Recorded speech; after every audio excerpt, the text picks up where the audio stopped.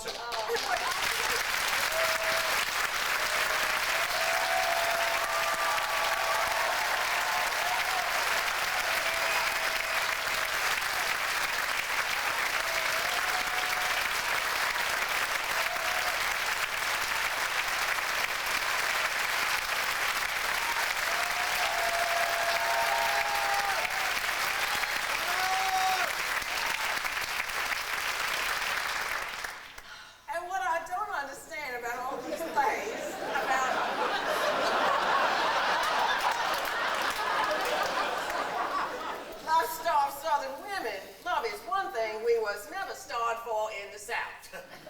Interview with a lady reporter from the South. Well, the minute it gets printed, they're going to fire Gettysburg all over again. Birdie, I need this thing to wash up. You still got my smalls soaking in it. Your smalls? And it was Fort Sumter they fired on. I never played Fort Sumter. Yeah, Honeychild had a point. Lloyd Honey, be a playwright with guts. Write me one about a nice, normal woman who just shoots her husband. You need new girdles. Buy some. The same size? Of course. Well, I guess a real tight girdle helps when you're playing a lute. Margot does not play a lunatic, Birdie. I know. She just keeps hearing her dead father playing a banjo. Well, it's a tight girdle, it doesn't. You know, I find these wisecracks. But Eddie wasn't there. They forwarded the telegram from Milwaukee, the one that came from Washington, to say that Eddie wasn't coming at all, that Eddie... Well, Eddie was dead. So I figured I'd stay in San Francisco and... Well, I was alone, but, well, I couldn't go back without Eddie, so I found a job, and his insurance helped a lot. And there were theaters in San Francisco, and one night Margot Channing came to play in remembrance, and I went to see it, and, well, here I am. What a story. Everything with the bloodhounds.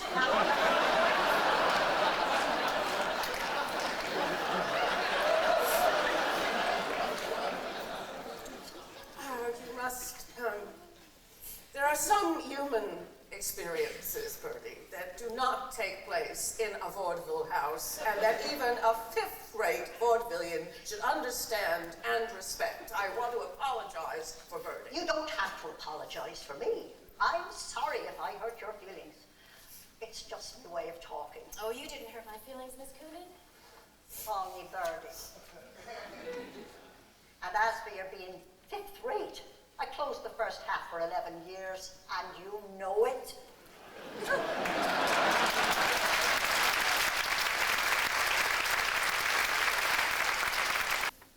You bought the new girdles a size smaller. I can feel it. Well, maybe something grew a size larger. When we get home, you're going to get into one of those girdles and act for 2.5 hours. I couldn't get into that girdle in 2.5 hours. You haven't noticed my latest bit of interior decorating. Well, you've done so much. What's new? The curtains.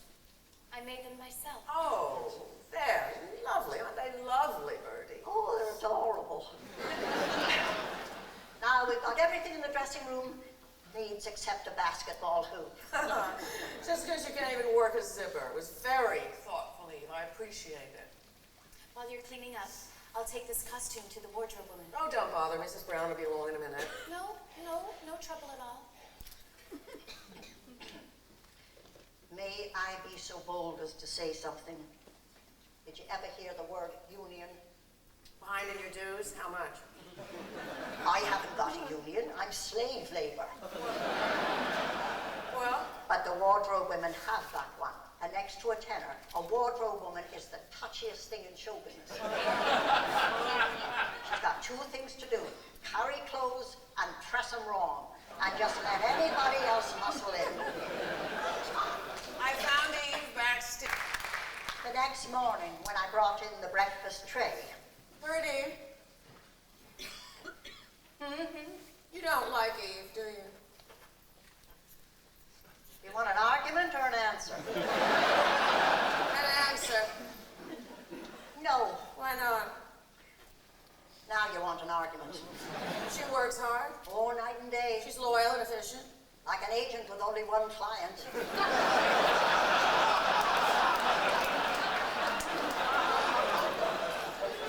She thinks only of me.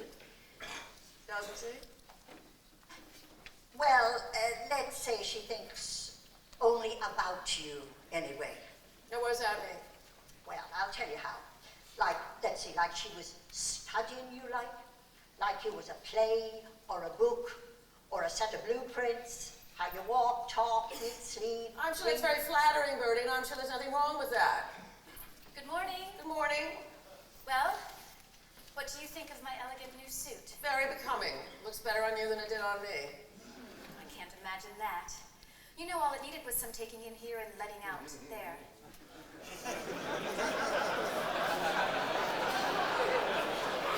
Are you sure you won't want it yourself? Oh, quite sure.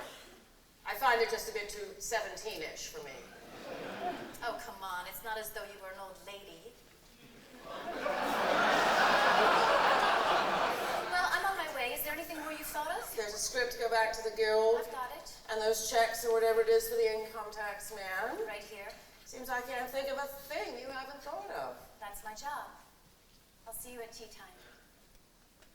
Eve, by any chance, did you place a call from me to Bill for midnight California time? Oh, golly. Oh, golly, and I forgot to tell you.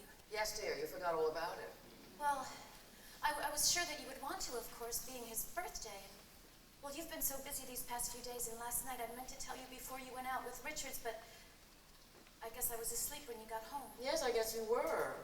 It was very thoughtful of you, Eve. Well, Mr. Sampson's birthday, I certainly wouldn't forget that. You'd never forgive me. As a matter of fact, I sent him a telegram myself.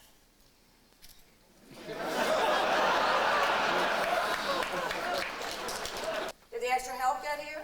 Oh, there's some loose characters dressed as maids and bartenders. Who'd you call them? William Morris Agency. You're not being funny. I could get actors for less. Well, What about the food? well, the caterer had to go back for the hors d'oeuvres. That French ventriloquist taught you a lot, didn't it? Well, there was nothing that he didn't know. There's a message from the bartender. Does Miss Channing know that we ordered domestic gin by mistake? The only thing I ordered by mistake is the guests. They're domestic too, and they don't care what they drink as long as it burns. Where's Bill? Where's Bill? He's late. Late for what? Don't be tense, the party. I ain't tense. He's been here for the past 20 minutes. Well, I certainly think it's odd he hasn't even come up. Don't let it worry you, said the cameraman. Even DeMille couldn't see anything looking through the wrong end.